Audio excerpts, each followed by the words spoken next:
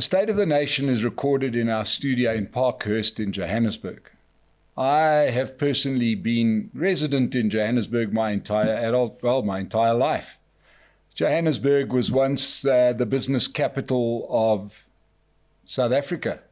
It now more closely resembles Gotham City, something out of some kind of horror movie. The lights don't work, the streets are exploding, buildings are burning down, crime is rampant, a jogger gets raped and murdered 1 kilometer from Sandton City, all under the watch of various coalition governments. At the moment, we have a mayor of Johannesburg that has 1 seat in the council. That's our mayor. We had a speaker of the Johannesburg council who was a 1-seater from Cope. And that lady, Colleen Makubela, resigned, leaving an opportunity to dislodge the ANC coalition in Johannesburg. We all know about the multi-party coalition talks that has happened recently, and we've covered it extensively on the State of the Nation. We've had leaders from just about every one of those coalition partners here on the State of the Nation. But yet in Johannesburg, the DA chose not to participate in the vote for the new speaker and perhaps to tip the balance of power in the Johannesburg City Council. So we thought we needed to get a response to understand what the DA is, what their game is in Johannesburg. I know that recently interviewed Helen Zille. She put forward the most preposterous idea, and that is that somehow we're going to collapse Johannesburg and have a re-vote, like that would ever happen, or that the answer would be different, that the numbers would be different. But to explain exactly what the Democratic Alliance's plan is for Johannesburg, I have Solly Msimanga with me. Solly, welcome to the State of the Nation. Thank you very much for having me. I've been looking forward to getting you here to discuss Johannesburg. Now, I know that you were back in 2016 and for a while the mayor of Tshwane. Mm-hmm. I presume you live in Tshwane. Yep. So this situation in Johannesburg doesn't directly affect you because you're not living through this hell. Well, it does. I have property in Johannesburg. Yeah. My partner has a house in Johannesburg. I work in Johannesburg. I have to go to Johannesburg almost on a daily basis because my offices are literally in downtown Johannesburg. Are you happy with what you see? No. Nobody will be happy if you grew up knowing what Johannesburg, actually, if you grew up knowing what Gauteng looks like and what it looks like, whether it's Johannesburg, whether it's, Ekurhuleni or even Pretoria, you really cannot be happy about the state of where things are. And it talks about a number of things that have gone wrong or been allowed to go wrong for so long, and what it will now take, to fix it. And this is why the campaign that I'm on now is, for me, so exciting, because it talks about how do we really get to fix the mess that we find ourselves in. So while you have got this plan, that's a very exciting plan, the ANC, the EFF, and the Patriotic Alliance are allowed to continue to govern or not govern. I'm not sure what they're doing because it seems to be absolutely nothing.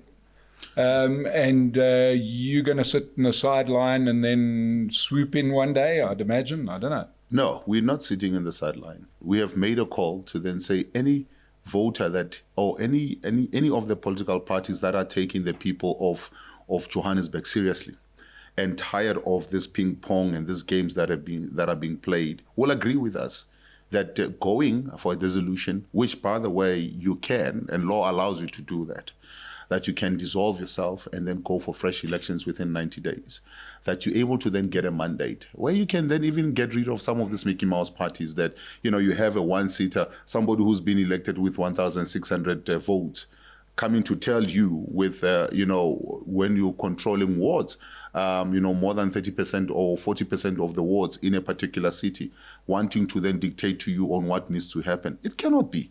And this is why we have been saying, instead of having this revolving door where every 5 minutes you have a new speaker coming in, or you have a new mayor coming in, and then changing the mayoral committee every other day. This is not something that we are willing to then continue with.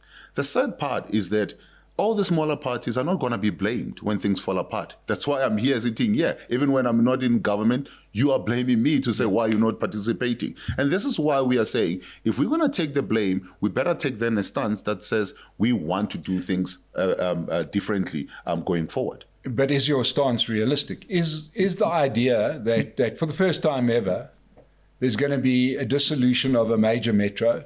Everybody's going to say, you know what, you're right, let's go back to the voters. So, I'm trying to work out the kind of like thinking behind this. Are you expecting everyone that voted for the ANC to say, silly us, we were so silly to vote for the ANC, we'll definitely give the DA our vote the next time? Whereas the DA themselves seem to be intent on squabbling with their partners. Do you really think that your stocks have risen by this debacle in Johannesburg? Do you think that the DA is now more popular because you've put residents through this hell of the last couple of years? Well, again, this is why I say to you, the choice of words is very telling. You say the DA is squabbling with other parties. We're not squabbling with other parties. It's other parties who want relevance, who are fighting with the DA on an ongoing basis. While we have made our stance very, very clear, we've made our stance very clear in terms of where we stand with the EFF. We've made our stance very, very clear in terms of where we stand with the ANC. We've made our stance very, very clear in terms of where we stand with the PA. That, we're not going to prop up the ANC for this coming election or any other election that is coming up. We're not going to prop them up. But yet that's exactly what you've done. No, we're not doing that. Parties that participated in there, instead of then going with us to then say, let's form a bloc or a majority that then is able to then put the issue about dissolving council, should have all said, we need all a mandate to do this. So right now, what will happen, I can tell you, is that if you now have another speaker and another mayor that is going to be put up, nobody in Johannesburg is going to get that majority. There's not going to be a majority government in the city of Johannesburg. You're going to have another minority government in the city of Johannesburg. And then you have people that are supporting you. The PA have done this a number of times. And I don't know why this question is never asked of them. Why do you keep flip-flopping every 5-10 minutes? They have done it 3 times in the city of Johannesburg. They have done it twice in the city of Ekurhuleni. Nobody's asking that question. And we as a DA, whenever these things happen, our mayors get to be berated. Our party gets to then take a knock. And this is why we're saying, if the residents want us to really be part of government or to govern, then we need that clear mandate to then say we want you there so that you can implement the policies that you want to then implement, so that you can blame us for something that we're implementing. At this point in time, we are not focusing on service delivery. We're focusing on the internal squabbles about positions. The PA comes to us and say, we'll only come to you if you give us better than what the ANC is giving us. And we ask, what is that? They say, no, they want 2 MMC positions, they want a chairperson, but they want specific portfolios. We want a portfolio in the economic development, And then we say, but you cannot have that because already the track record shows that when you were there were issues that had to be dealt with. There was investigations that were there. So we cannot really trust that you will do well. Okay, well, the ANC is willing to then give us that. Then we'll go with the ANC. And it happens time and time again. But yet when these things, do fall apart, the DA gets to be blamed for it. If we allow that to happen while you have a DA mayor, again, you're going to come and blame us and say, but you are the mayor. Why? What are you doing about it? Yet forgetting that behind the scene, there are people who are trying to pull the strings and say, if you remove us from this position, if you do this to us, we are going to pull out of this coalition. That is not what we want. We want a coalition that deals with the issues of positions once and for all, and you're done. And then you then say, how do we then serve the people of Johannesburg? The previous time when we were here, when we were sitting in the similar situation, they said the PA now is willing to talk. And we said, okay, that's fine. What we need to then understand is, let's all sit around the table before even talking about who gets what position. Let's talk about how do we have a plan that ensures that once and for all you have a financial, a secured municipality. Secondly, you're able to then have a delivery plan in terms of how you're going to then get services going. The third thing is that we said is that we need to all agree that all the parties then will need to then confine themselves and really contract themselves into signing that they will stay the course. You don't want a situation where, again, you sign today, 6 months down the line, there's motions that are being tabled. And some parties were unfortunately, jittery about signing that. And this is why we are saying, if it's going to be, again, some of the same, we don't want to be part of that, because we have seen how this can burn us as an organization that prides itself of being a stable organization that is willing to fight for the people and deliver. Okay, so just one point of correction. I have raised this point. I've had Gayton McKenzie on here twice. I've raised it with him. I've raised it at our live event where they had Charles Cilliers over there. This bullshit that the DA is pushing them into the arms of the ANC is rubbish. Nobody's standing with a gun saying, you know, if you don't like this, you have to do that. That's absolute nonsense. So, we've called them out on it, and I'll continue to call out the PA. And if Gayton McKenzie or Kenny Kunene, who's running scared to do an interview, think differently, I'm more than happy to have them in this chair to explain themselves, because they do, where I will agree with you is that they choose to align with the ANC and blame the DA for it. Now, that can't be. It's one or the other. Either they hate the DA or they hate the ANC. They sit here and they say they hate the ANC, but the DA made us do it. Now, I'm with you on that argument does not hold water. It's not an argument worth having, because it's ridiculous. But right? it goes further. I mean, they went into a meeting while we were willing to hear them up and willing to then engage with them. In that meeting, and if I'm lying, we can pull the minutes or we can pull the recordings of that meeting, where they say, we don't eat your principles. We're all about power. Yes. We're all about money. We're all about positions. Those were Charles Cilliers' exact words. So now, how do you then go and sit around the table and say we want to form a government that will be able to then deliver to the people or for the people, while people are coming to tell you directly, we're all about power, we're all about position, we're all about money, and we don't care about your principles. And this is why there was that stance that we took as a party to then say, if our brand is always going to take a knock because we want to be in government by hook or crook, and then it means that you ignore things that are being told to you directly, that this is what we care about. We don't care about delivering. We care about these things. Then we're not going to be part of that. And John has said it, Helen has said it, I've said it a number of times as the provincial leader. I would rather be in opposition than be in government and do nothing for the people.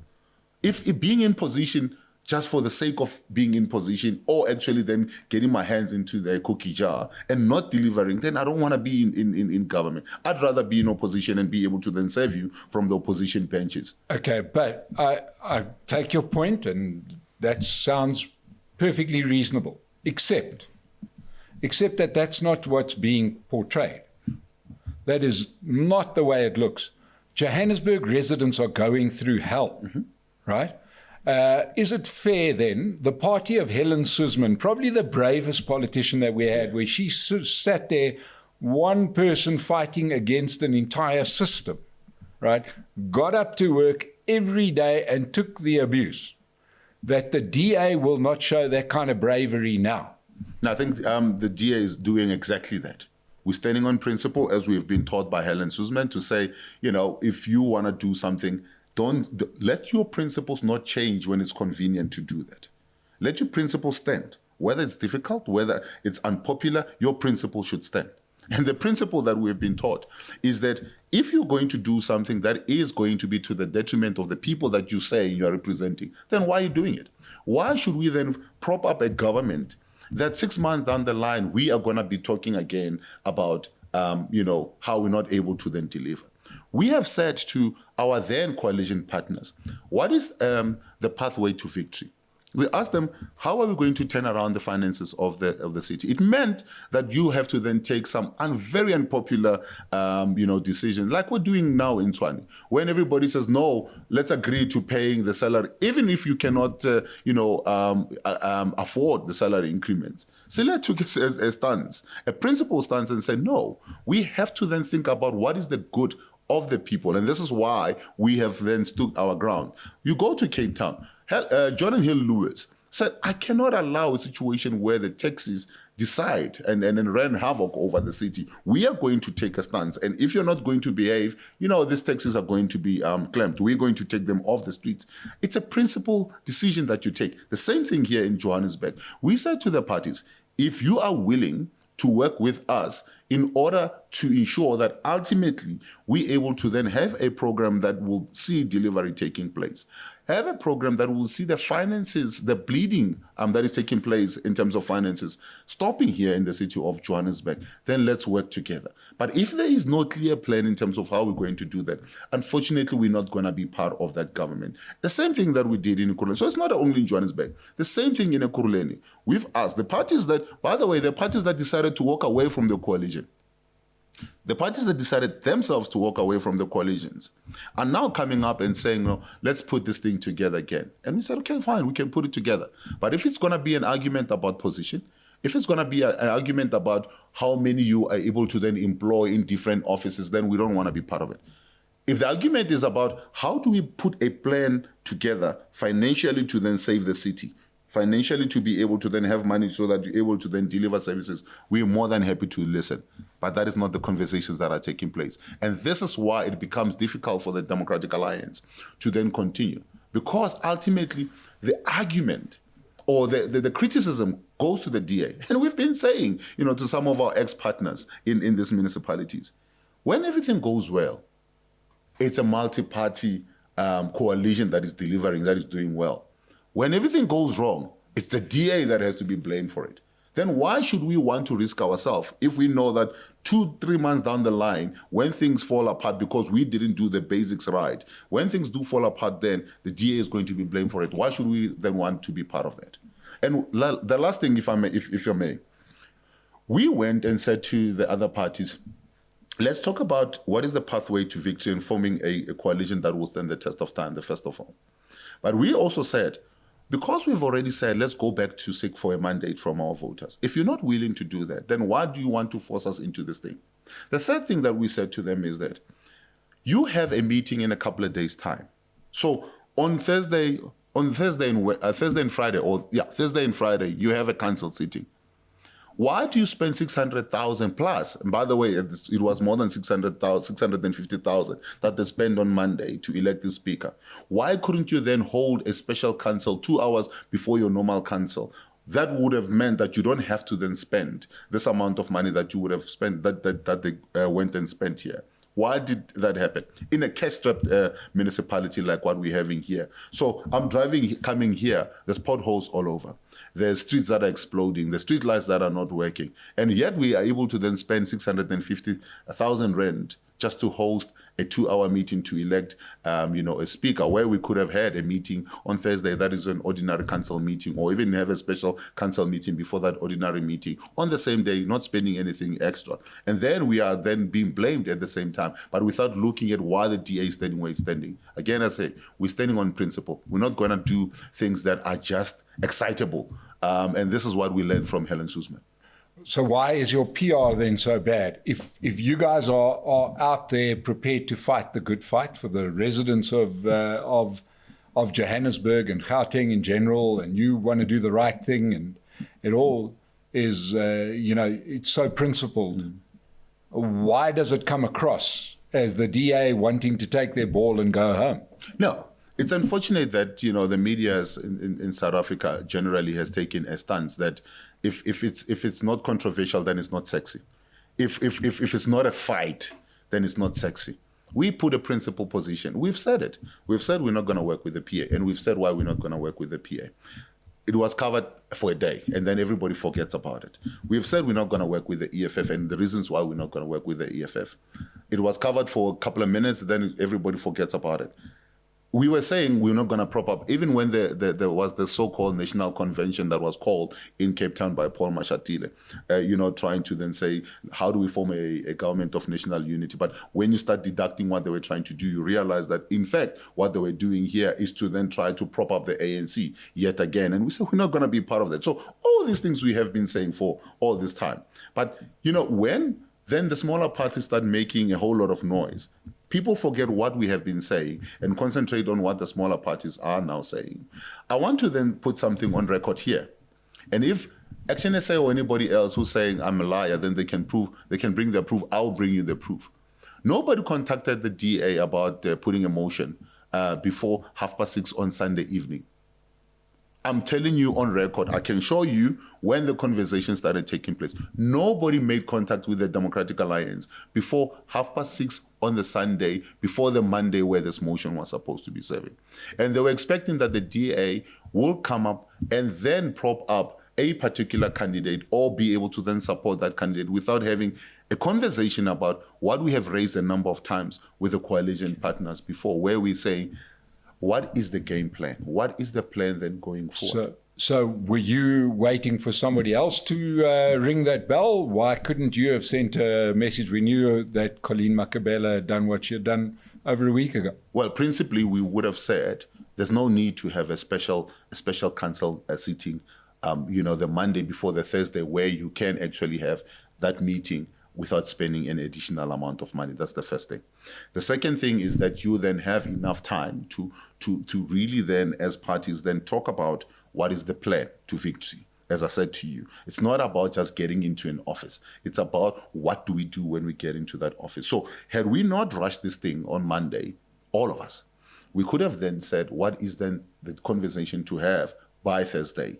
And then you have Sunday, Monday, Tuesday, Wednesday to then iron those differences. And by Thursday, you already have a clear path of where you're going.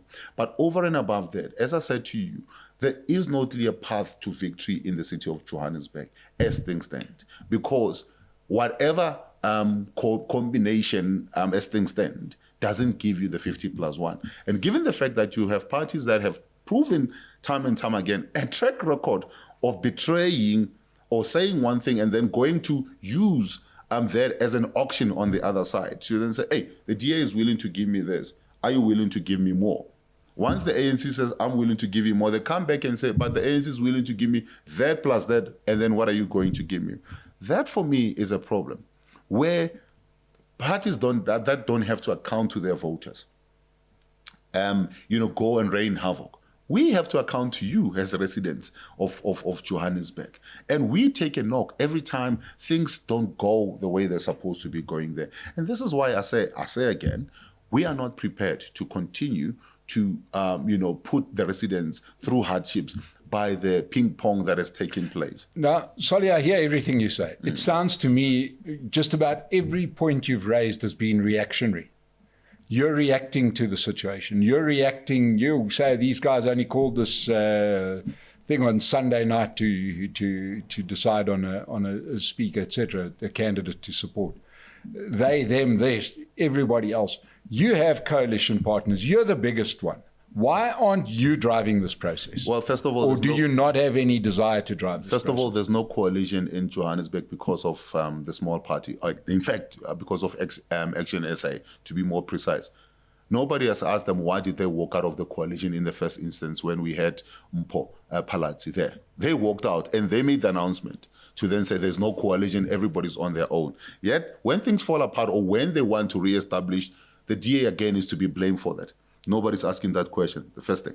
The second thing, we have not been reactionary. We have been being proactive by saying, looking at the way that things have been going, the fact that you've had so many mayors changing, the seat in such a small space of time, it means that we have to do something more drastic. And this is why we call for the dissolution, so that you are able to then go seek a fresh mandate, come back and have the numbers, or at least have a fresh mandate in terms of putting a coalition that will be able to then work. Slowly, this call for dissolution is a total straw man. It's absolute nonsense. Well, it's just not going to happen. The ANC and the EFF cannot work together. That is very, very clear. Whatever. The one thing you're not going to get is a dissolution. That's the only thing I can guarantee you. Well, I'm a gambling man. I'll put my life on it. You will not get a dissolution. So what are you suggesting we do? Are you suggesting I'm saying something has to happen, but you ain't going to get a dissolution. What is that something? That's something I would imagine is you getting around the table in a very visible way with your potential coalition partners in Johannesburg and hammering it out in front of a camera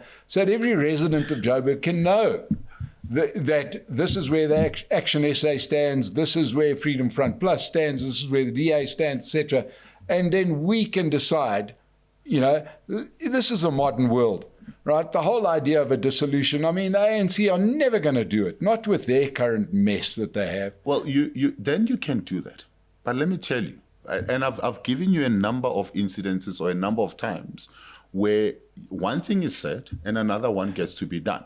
And I've said this to you, that once any of those times, the DA got to be blamed time and time again. Okay, so it's like somebody riding a bike and then all of a sudden throwing a stick in the front spoke, and then you triple over, and then you say, well, somebody made me do this. Okay. If you are going to go to another party and say to that party, this is what I'm being offered by the DA, and then the other party gives you more, and then you come back to the public and say, I was looking for this, but the ANC gave me that. This is why now I've gone with them, because the DA will not give me that.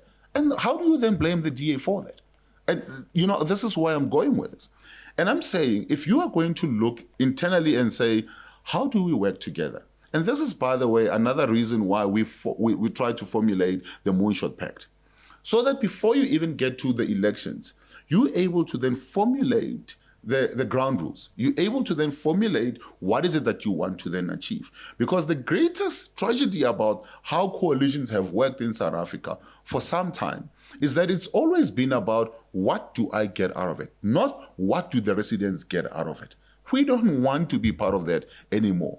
And now, if it means that we're going to be blamed for sitting certain things out, because us getting involved means that we are going to take the blame when things fall apart, then the residents must make up their mind. Do they want to prop us up to be in government, to have power to do the right things? Or do they want to weaken us by not coming out to vote, by not giving us the mandate that we need to then do what needs to be done? Cape Town didn't happen by itself. Western Cape didn't happen up by itself. It happened because people stood up and said, we're going to register, we're going to come out and we're going to vote, and we're going to vote for this party that is going to be able to then deliver. But if you're going to give us 15, 20% here and expect us to then take 85% and control people who are more only interested in their own positions, it's not going to happen. Now, in closing, there was a multi-party charter between many of these parties that was meant to be the blueprint towards coalition. South Africa's heading to a general election next year, that where it looks ominously like no party is going to get more than 50%. On what planet can these parties, they can't agree that Johannesburg is a mess, to get together? On what basis can those people watching us today have confidence that that multi-party charter can work? Well, the beautiful thing is that the multi-party charter now has rules. You have rules that we've agreed that this is what is going to happen. And by the way, some of the parties don't want the rules to then apply here now, because the rule says once you have a mayor in, you cannot then put a motion of no confidence for at least a year. That's the first thing. The second thing, it then says, before you even talk about the positions, let's talk about what we want to achieve. What we have said is, let's imagine what Gauteng looks like. I'm giving you an example. Let's imagine what Gauteng looks like post the ANC. The Gauteng that post the ANC look like there's economic improvement and development, where people are able to then, create, there's investment and we're able to then get jobs. A Gauteng that post the ANC looks at safety of people, where there are visible police all over that are doing their job. How they impose the ANC is where the health, sector, or the health sector is actually working to then serve the people. And I can go on and on. If you then to start there and say, this is where it looks like, you then go to then say, what do we then do to then make that happen? It means that we have to then we need to get capable people into those positions to make it happen. It means that we have to invest in the infrastructure so that you're able to then attract investment into, into your CBDs or into Gauteng in general, so that people can then, not have a complete reliance on Eskom for electricity, complete reliance on rainwater to then have clean water. We don't have to have streets that are exploding happening, because there will be a maintenance, a master plan that you're putting in place to make sure that you're able to then do that. Then and amongst other things, the safety plan, I mean, not the Mapanya who doesn't even have any authorization or any authority to then do what they are now doing at this point in time. Yet you have a premier that is saying, let's give them guns. Who would you want to then give a gun that has just been trained for a month? But where I'm going with this is that once you have laid this foundation in terms of what you want, what does it take for you to then get there? The last thing that you then do is then who is going to then get us to that stage? That is what the charter is seeking to then achieve. And this is why there are these continuous meetings. But if you're going to nitpick and then say, because you don't want to then implement that in the city of Johannesburg as things stand right now, you are going about it the wrong way. If you are going to use the multi-charter to then influence what should happen in Johannesburg, then you need to go the whole 9 yards. You need to have parties that are willing to commit, not just for expediency of getting into positions, but commit to then say, even if I'm not in a position, I'm going to commit to this thing to see it to the end. Make sure that there's financial stability of a municipality. Make sure that there is an infrastructure plan for the municipality. Make sure that you are able to then fire officials that are found in the wrong. What we have done now, for an example, the city manager in the city of Johannesburg, the same action SA that voted to keep the city manager there, are now jumping up and down after the DA had gone to court and won the case in court. So is that part of a coalition that works where you're saying this is wrong, but for expediency you're going to support it? And when it's proven to be wrong, you come back and say, well, somebody else needs to be blamed for it and not us. Let's be honest in terms of what we want to then achieve for the city of Johannesburg. Let's commit to then engaging with the residents of the city of Johannesburg and the city of Gauteng, or the residents of Gauteng. Let's make sure that ultimately what you then end up doing is you end up getting a mandate that is clear to then say, this is what we want from you. Because as things stand right now, unfortunately, you are going to have some of the same going on. Well, we are looking forward to a coalition running Gauteng, and one has to say, if it looks anything like the coalition that has attempted to, I don't even know, not really want to run Johannesburg, it could be terrifying on a grander scale. And if one plays that out nationally, things could really be terrifying. And a lot of money's been wasted on trips overseas to see how coalitions work.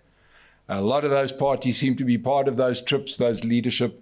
I can't believe that the leaders of those parties are talking coalitions, but then their operators down at municipal level are behaving so poorly. It defies belief, I must say, as a resident. All I'm hearing is talk, and I know that what is going to happen is we'll get a Michael Beaumont or a Herman Mashaba here, we'll get Corné Mulder, we'll get this one, we'll get that one, all the partners, and they're going to give us an exactly opposite story. We got cameras, we got microphones, we can actually tell what's actually going on, right?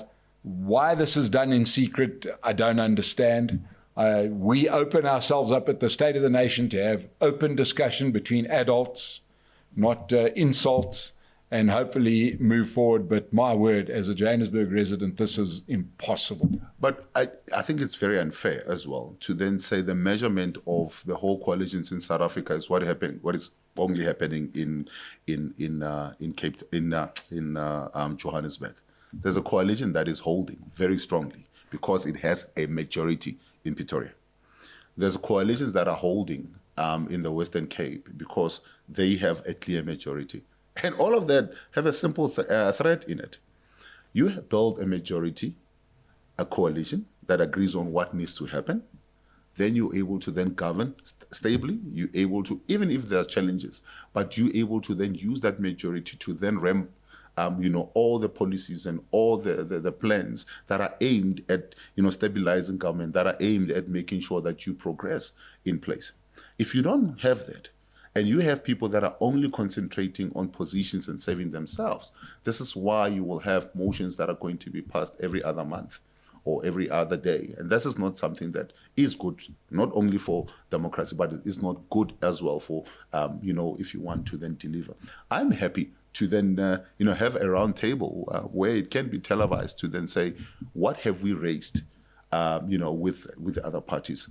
How do we raise these issues with the other parties? Why are we failing where we're failing? and also just juxtapose it to where we are succeeding. Why are we succeeding where we're succeeding when we have those coalitions? And I'm sure the answers will be very telling in terms of what is happening.